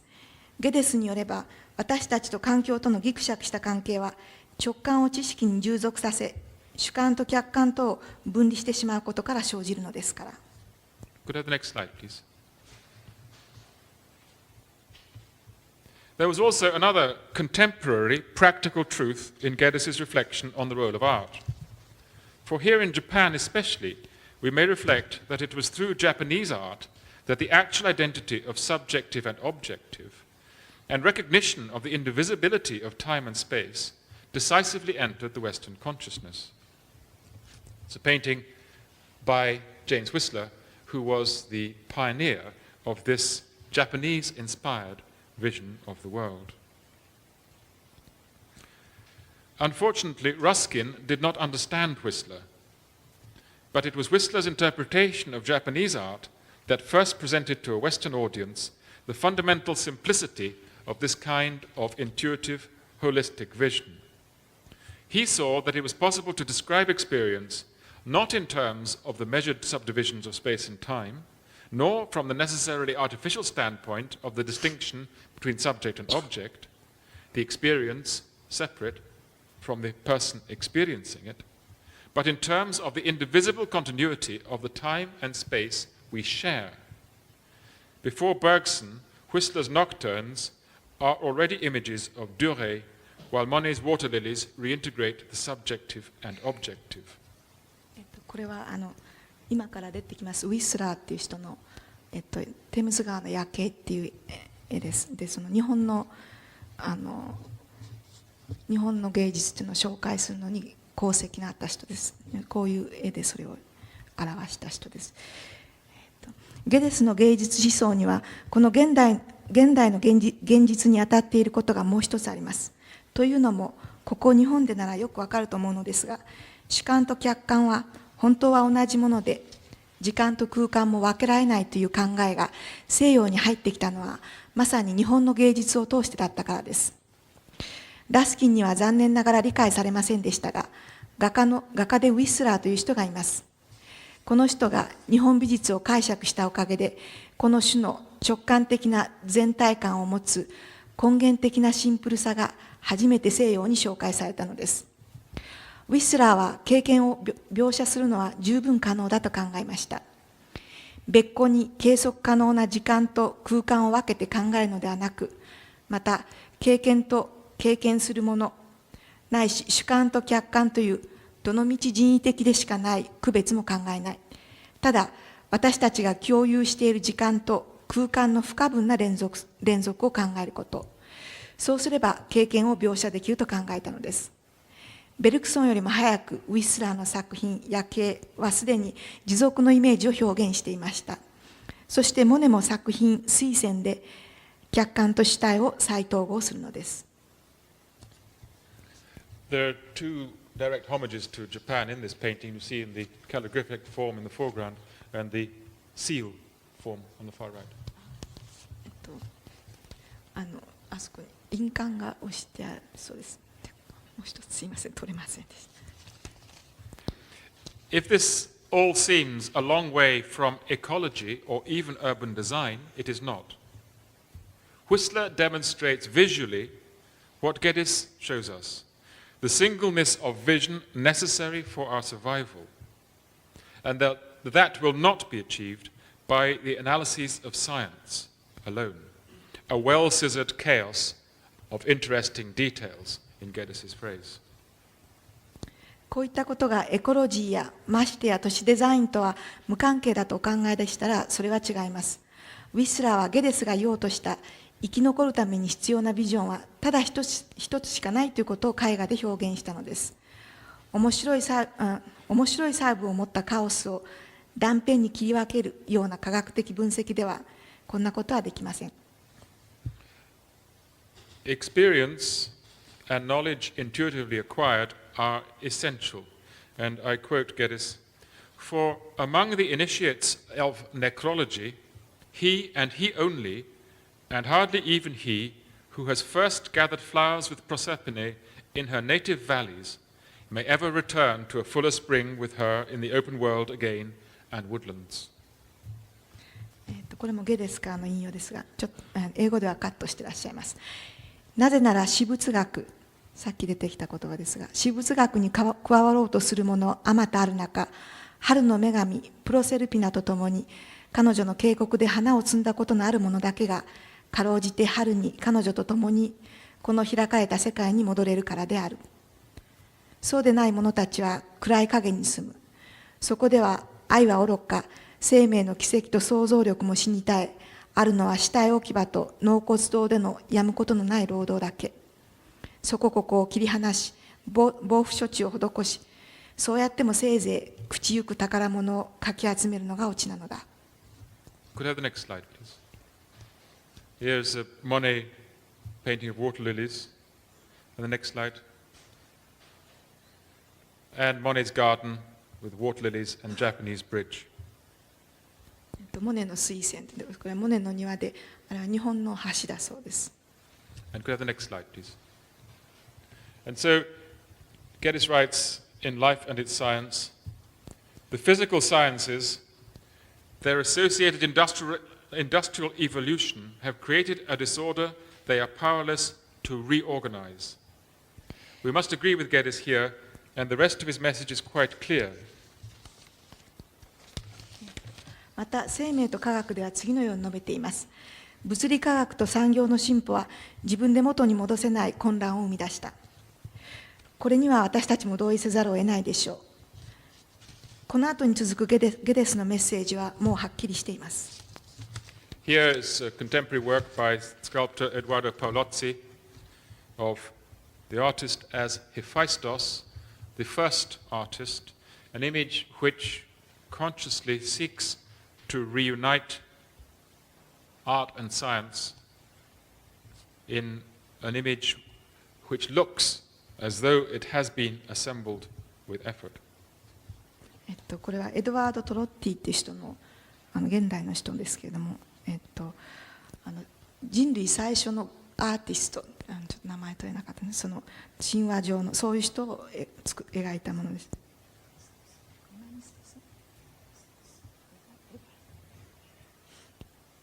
そこで言ってくれてるでし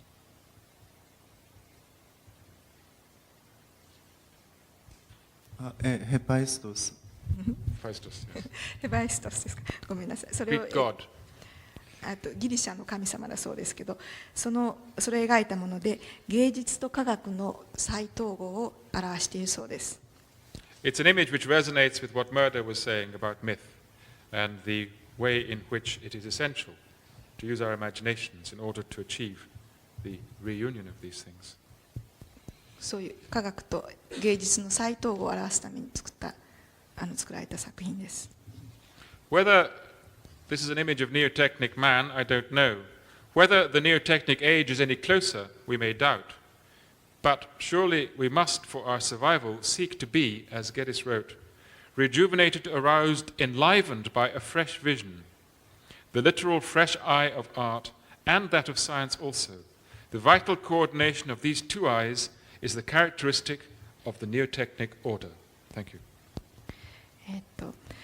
これが新時代の人類のイメージかどうか分かりませんけれども、次はゲデスの引用ですけれども、新技術の時代が近づいているかどうかは分からない。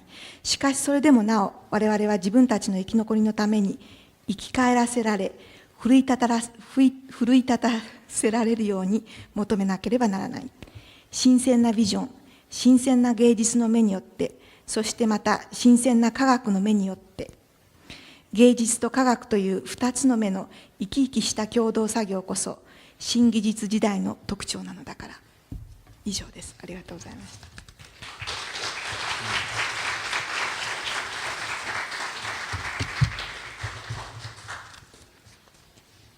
じゃあ明かりを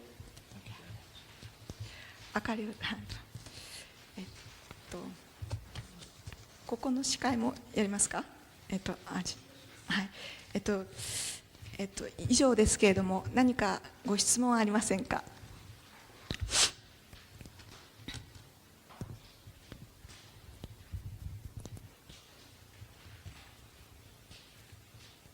いいですか。質問いいですか。じゃあお願いします。どうも講演ありがとうございました。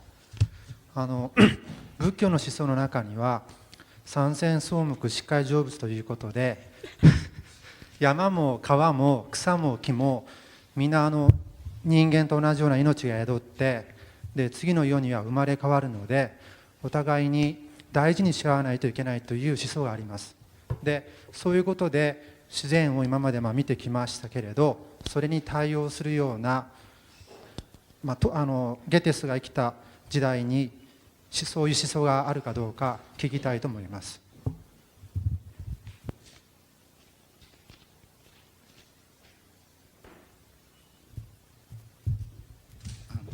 So thank you very much for today's lecture.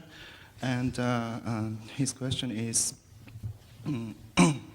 so in Japan, from the Buddhist ideas, there's a way of thinking that there are spirits for everything in nature, like the spirit of the mountains and spirit of rivers and grass and trees and so on.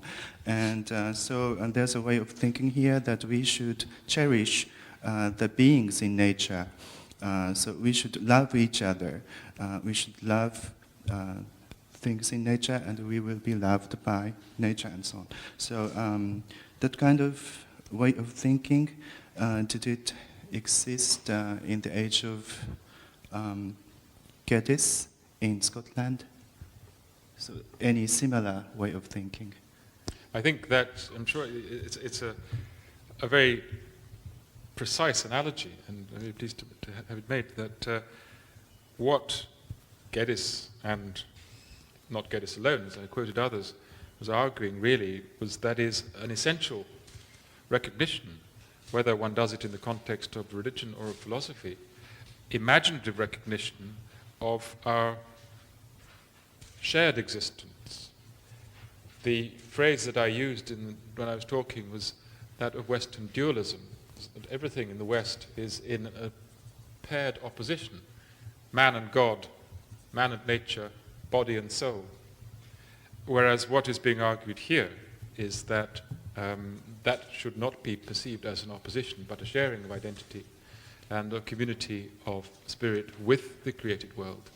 And that, I think, is precisely Geddes' message in secular terms. Thank you.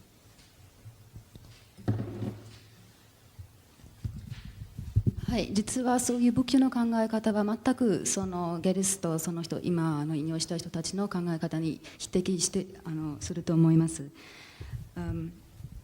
これはとてもその世界に対して大変重要な、理解の仕方だと思います。とそのゲデスの方とか